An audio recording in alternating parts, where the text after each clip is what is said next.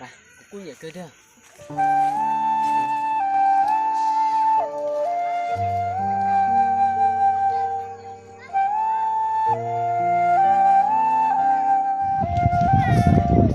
Nhớ số tụ mùa. Đấy cái là. Tôi cười nên tôi tổ đã chỉ nói tụ mùa à. Tôi gì đó xin cái này. Đó. Nếu tôi muốn lần sau nè. Chỉ tài. Ở tụ mùa trên đời nếu bực cái nếu gì đó xí bèo.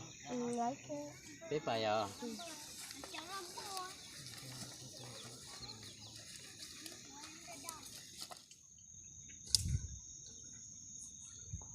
Cái chuyện đó là sao? Ra hết chị rõ đó kìa. Rõ đó là chuyện đó. Tụi mùa có ta chỉ cho cắn không? Có bé hôi trà này à? Quê không đã đến rồi. Lỡ. Xem không đã chứ nè. Sớm lúc cho. Rong cưng gạo lẹ à. Tôi chỉ cho theo. Đấy cái này. Cô ấy hưu chỉ nó. Xong mà sớm không đã chưa. Cô ấy do xem không thôi nè. Xong mà. Tí chỉ trong lúc bé về phê xưa. Xong mà. Tôi nói con bé hỗ trợ. Cô ấy hưu tú xí xưa nè. Ý con em bé hưu chả thịa. Rồi, không lại chết nó. Rong cưng mà bây giờ xem đã chưa? Nhớ xem mới cho. Rong cưng mà. Tôi nói có nhớ xem hóa chưa. Cô ấy do xem thôi. Rong à. Có bao tấm một lần đâu nào. Chỉ tắm mua. Bà có tí rồi để cho tí mũi xí rồi. Con tạm à. Bảy mũi xí rồi. Nãy bài còn nãy tí bài bể này tí rồi xí còn nó này. Đấy chỉ nhớ là thằng nào thì tôi ít cho. Con đỡ.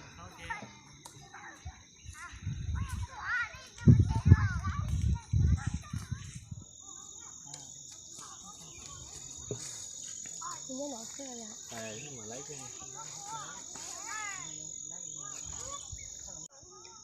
lại đây có một tấm hoàn thôi nè. Cười xịt ta. Lỡ. Hiện tại có một cài của cái thằng thờ. Lấy cái. Hiện tại một cài chết luôn đó của Chỉ tao để nuôi xí cho nè. Lỡ. Chả đây tiếng mua tôi rong là nè. Chỉ mua liều. Hiện tại số đàn này. Chỉ là. Bây giờ nó hết à? Giờ nó là xí mà. Rồi. Thì có một tấm một lần đâu nè. Chỉ tao mua. Thì có nè, có tao mua hàng cân à. Cười chỉ tấm một chứ à. Nó không mà. Chị của có từ lúc nào? Lấy cái mà sao đa chụp cái một xíu à. Chị đang đi mà. Hay bị tia xưa. Nó giá có dân thao nữa à. Đang đã cơ xưa à. Dân thao phải nhiều. Có lọ cười phong có cha.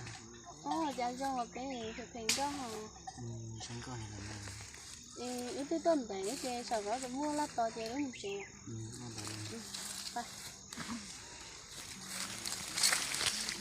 Lại đây có một cài của hai đứa chị con á. Hai đứa chị lấy cái.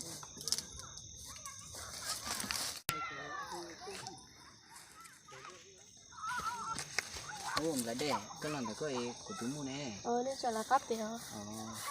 Lại đây để to mà. Lại đây chả có lôi có chỉ to của chúng không chứ nè. Đấy hôm nay cho là cái đầu bé xưa. Nó xong mà thì bé to của chúng không chứ là bé mà lên mà nhỏ. Lên đàn. Con đấy. Bà chả có ấy luôn xí xí nè. Chú đã chưa?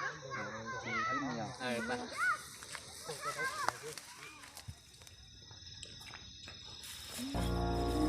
Bây giờ đó, là chi? Bây giờ không? Đây, nó hút cho chúng cái đi.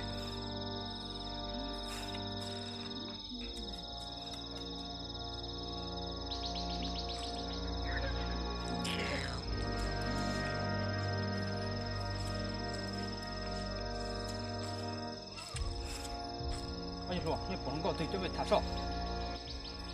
Ok.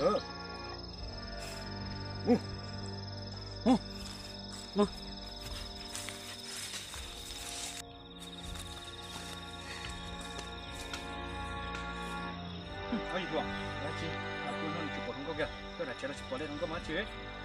Tao thì nó có thể tiền nó. Ui luôn.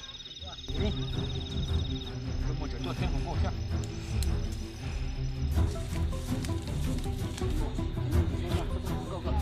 Tình mình á. 咋的？我的呢？咋的？我就说，不比大了说。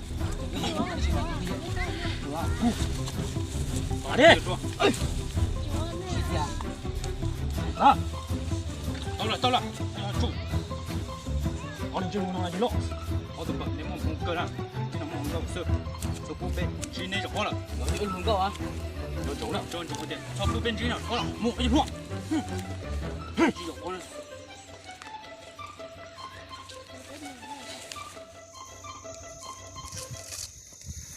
là đây sa này là nó sẽ bị chéo nè. Lên đó nè, bố nè. Này, cái gì của nó có đồ.